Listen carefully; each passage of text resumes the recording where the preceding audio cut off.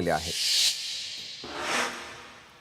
त्यानंतर एक संपूर्ण देशभरातील आणि त्याचे मुंबईत जे पडसाद उमटलेले त्या संदर्भातली बातमी। कारण बांगलादेशमध्ये हिंदू नागरिकांवरती होणाऱ्या अत्याचारांच्या विरोधात दिल्लीमध्ये विश्व हिंदू परिषदेने देशव्यापी आंदोलन केलेलं आहे। मुंबईमध्ये छत्रपती शिवाजी महाराज टर्मिनस रेल्वे स्थानकाबाहेर हिंदू संघटना चांगल्याच आक्रमक झालेल्या होत्या। कार्यकर्त्यांच्या वतीने रास्ता रोको देखील करण्यात आला। दिल्लीमधील बांगलादेश उच्चायुक्तालयावरही हा मोर्चा काढण्यात आलेला आहे।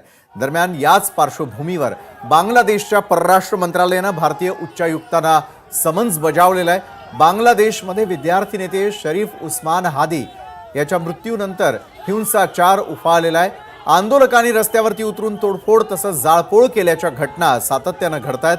शरीफ उस्मान हादी यांच्या मृत्यूनंतर बांगलादेशात हिंदू नागरिकांना लक्ष्य करण्यात आलेलं आहे। दीपू चंद्र दास या हिंदू नागरिकाची जमावाने मारहाण करून हत्या देखील केली आणि या विरोधात आता दिल्लीमध्ये विश्व हिंदू परिषदेने मोर्चा काढला।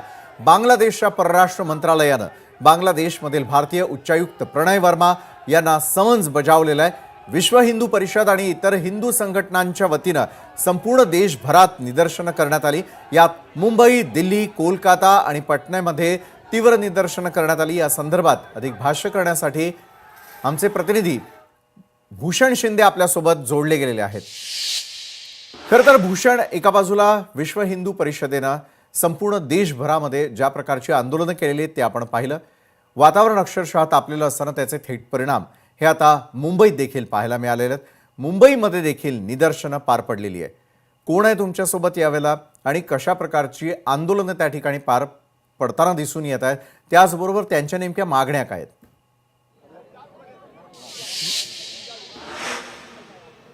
नक्कीच विशाल सर, एकंदर बांगलादेशमध्ये ज्या प्रकारे हिंदूंवर अत्याचार झाल्याच्या बातम्या समोर आल्या आणि त्यानंतर कुठेतरी या संपूर्ण गोष्टीचे पडसाद सध्या मुंबईमध्ये उमटले आणि एकंदर ज्या हिंदू संघटना आहेत, अगदी बजरंग दल असेल किंवा विश्व हिंदू परिषद असेल, या दोन्ही संघटनांनी आज मुंबईमध्ये आंदोलन केलं। पहिलं आंदोलन हे दुपारी झालं। दुपारी बांगलादेश दूतावास कार्यालय आहे त्याबाहेर आंदोलन झालं। त्यानंतर मुंबईचं CSMT रेल्वे स्थानक आहे त्याबाहेर आंदोलन झालं। त्यानंतर पोलिसांनी कुठेतरी हस्तक्षेप करत संपूर्ण आंदोलन जे आहे ते आंदोलकांना विनंती करत कुठेतरी आंदोलकांना ताब्यात घेत कुठेतरी आझाद मैदानामध्ये त्यांना थांबण्यास सांगितलं। मात्र त्यानंतर काहीसं आंदोलन जे चिघळलं आणि पुन्हा सर्व आंदोलक हे पुन्हा सगळे आंदोलक हे CSMT रेल्वे स्थानकाबाहेर गेले आणि पुन्हा आंदोलन चिघळलं आणि एकंदर कुठेतरी CSMT रेल्वे स्थानकाबाहेर मोठा ट्रॅफिक जाम आपल्याला पाहायला मिळाला। आणि एकंदर या संपूर्ण लोकांची हीच मागणी आहे की बांगलादेशमध्ये ज्या प्रकारे घटना घडत आहेत त्याच्यावर कुठेतरी कारवाई करावी, सरकारने यामध्ये लक्ष घालावं अशी यांची मागणी आहे। माझ्यासोबत काही आंदोलक आहेत, त्यांच्याकडून बातचीत करूया, त्यांचं नेमकं म्हणणं काय आहे, त्यांच्या मागण्या काय आहेत आपण जाणून घेऊया। एकंदर काय सांगाल, तुमचं आंदोलन पार पडलेलं आहे, स्वतः मंत्री मंगलप्रभात लोढा देखील इथं आलेले आहेत, तुमच्या मागण्या काय, सध्या तुमचं काय स्टँड आहे, आता आंदोलन सुरू राहणार आहे की सध्या तुम्ही स्थगित केलंय? नाही, आत्ता आमचं आंदोलन आम्ही पूर्ण करत आहोत। आमच्या ज्या मागण्या आहेत, जे आमचं म्हणणं बांगलादेशी दूतावासाजवळ सांगायचं होतं ते आम्ही मांडत आहोत। आत्तापर्यंत तेच होत होतं, आमचं पोलिसांना तेच सांगणं होतं की आम्हाला आमचं कायद्या पद्धतीने शांततेच्या पद्धतीने आम्हाला आमचं म्हणणं दूतावासापर्यंत पोहोचू देत, परंतु काही पोलिसांच्या हस्तक्षेपामुळे ते तसं करता नाही आलं। त्यामुळे आता मंगलजी आल्यानंतर तो विषय तो मार्ग मोकळा झालेला आहे। आता मी 15 जणांचं डेडिकेशन आम्ही घेऊन जात आहोत आणि आमच्या जे काय मागण्या आहेत ते त्यांच्यासमोर आम्ही ठेवणार आहोत। त्या नेमक्या मागण्या काय आहेत, त्या मागण्यामध्ये कशाचा उल्लेख केलेला आहे? कारण आज सुद्धा तुमचं आंदोलन झालं तेव्हा सोबत तुम्ही तीच मागणी केली की कारवाई व्हावी, नेमकी काय कारवाई व्हावी, त्या कारवाईचं एकंदर स्वरूप काय असेल? आपण पाहत आहात 5-6 महिन्यापासून बांगलादेशात हिंदूंना मारलं जातंय। काही गोष्टी देशाच्या बाहेर येत आहेत त्यामुळे आपल्याला कळत आहेत, बऱ्याचशा गोष्टी ज्या देशाच्या बाहेर येत नाहीत त्या आपल्याला कळत नाही आहेत। आता 5 दिवसापूर्वीची गोष्ट आहे, एका व्यक्तीला पोलीस अरेस्ट करतात आणि पोलिसांनी अरेस्ट केल्यानंतर त्या व्यक्तीला पोलीस स्टेशनमधून काढलं जातं, त्याला बाहेर रस्त्यावरती मारलं जातं, त्याला पूर्णपणे त्याच्या अंगावरचे कपडे काढले जातात, मेल्यानंतर त्याला झाडाला लटकवलं जातं आणि जाळलं जातं। ही पूर्णपणे मानवताच्या विरोधातली गोष्ट आहे आणि या देशात या गोष्टी वारंवार होत आहेत। अजून बऱ्याचशा गोष्टी आहेत ज्या त्या देशात होत आहेत, त्या झाल्या नाही पाहिजेत, जागेवरती थांबल्या पाहिजेत। विश्व हिंदू परिषद अंतर्गत बजरंग दल हे पूर्ण विश्वाच्या हिंदूंची चिंता करणारं संघटन आहे। देव देश धर्म कार्य करत असताना जिथे कुठे अख्ख्या जगभरात हिंदूंवरती अन्याय होईल, विश्व हिंदू परिषद बजरंग दल शांत बसणार नाही। पण आता पुढची दिशा काय असणार आंदोलनाची? आम्ही आता पुढची दिशा आम्ही ठरवू। आता तर आमचं म्हणणं आम्ही बांगलादेशी दूतावासांना सांगत आहोत, जर त्या मागण्या पूर्ण नाही झाल्या, मान्य नाही झाल्या तर आमच्या बैठकीमध्ये आम्ही पुढची दिशा ठरवू। तुम्ही काय सांगाल आज आंदोलनामध्ये तुम्ही स्वतः सहभागी झालेले आहात? नक्कीच. काय स्वरूप होतं आंदोलनाचं आणि आता सध्या कोणत्या गोष्टीवर जे आंदोलन जे होता ते शांतीपूर्वक आम्ही आमचे जे प्रतिनिधी मंडळ होता ते त्यांना पत्र निवेदन द्यायला जात होता. पोलिसांचे काही लोकांनी जाणून बुजून हे विषय चिघण्याचा प्रयत्न केलेला आहे. तरीही आदरणीय कॅबिनेट मिनिस्टर मंगलजी या विषयाला आलेले आहे, त्यांना हस्तक्षेप केलेला आहे विषयाला. आणि आता जे डेलिगेशन आमचं आहे तेच जायला तयारीत आहोत. आमची फर्स्ट प्रायोरिटी आहे की बांगलादेशमध्ये राहणारे जे आमचे हिंदू बंधू आहे त्यांना त्यांची सिक्युरिटी झाली पाहिजे आणि तिकडच्या सरकारने या विषयाची दखल घ्यायला पाहिजे. जय श्रीराम.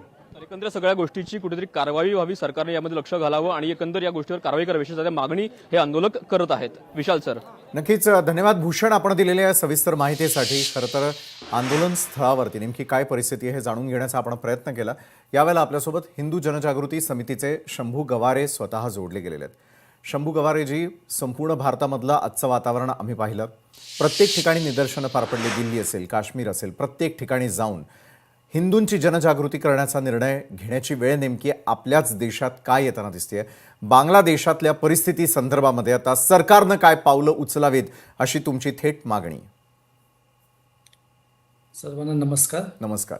आपण जे काय सांगितलं ते खरंच आता जी परिस्थिती आहे, जसं दीपूचंद्र दास आहे तर त्याला अक्षरशः पोलीस ठाण्यामधनं बाहेर काढून पोलिसांच्या समोर त्याला मारून जिवंत जाळण्यात आलं. तर आणि त्याचे व्हिडिओ बनवून पूर्ण विश्वामध्ये त्याचा प्रचार केला जात आहे. तर कुठं ना कुठं हे हिंदूंना घाबरवण्याचं, त्यांची गळचेपी करण्याचं एक कारस्थान आहे. त्याच्यानंतर ही घटना केवळ दीपूचंद्र दासच्या बाबतीत घडली असं नाहीये. आपण जर ऐकलं असेल तर काल सुद्धा एका 9 वर्षाच्या चिमुकलीला जिवंत जाळण्यात आलेलं आहे.